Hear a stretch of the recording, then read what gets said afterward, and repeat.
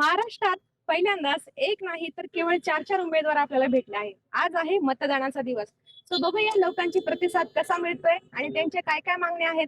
कारण यावेळेस एक नाही तर 4 नगरसेवक आपल्याला मिळणार आहे. सो त्यांच्या मागण्याही जास्त असतील. सो चला बघूया रिॲक्शन. नमस्कार सर.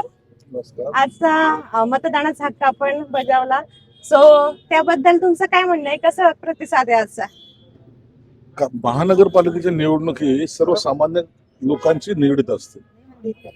गटर मीटर वॉटर किंवा इतर सर्व बाबी, म्हणून प्रत्येक जण उत्सुकतेने आपला प्रतिनिधी कोण निवडायचा यासाठी आपला हक्क बजावत असतो.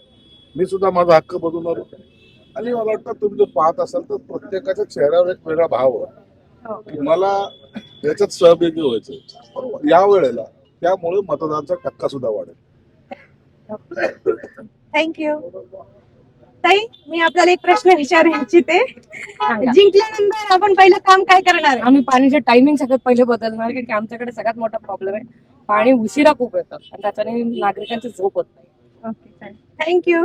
त्यावेळेस पहिल्यांदाच निवडणुकीमध्ये एक नाही तर 4 उमेदवार आहे, बरोबर? सो आपली काय प्रतिक्रिया त्याबद्दल 4 उमेदवारांबद्दल? 4 उमेदवार असून मतदारांमध्ये फार उत्सुकता आहे.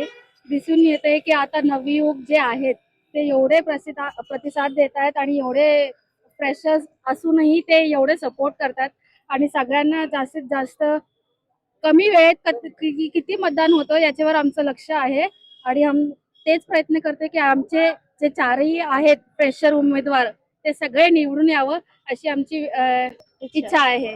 उमेदवारीमध्ये झालेला बदल एक नाही तर 4 जण आता यावेळेस आहेत, तर हा बदल तुम्हाला कसा वाटतंय? हा बदल तर खूपच छान वाटतोय आणि खूप रिस्पॉन्स आहे सगळ्यांचा.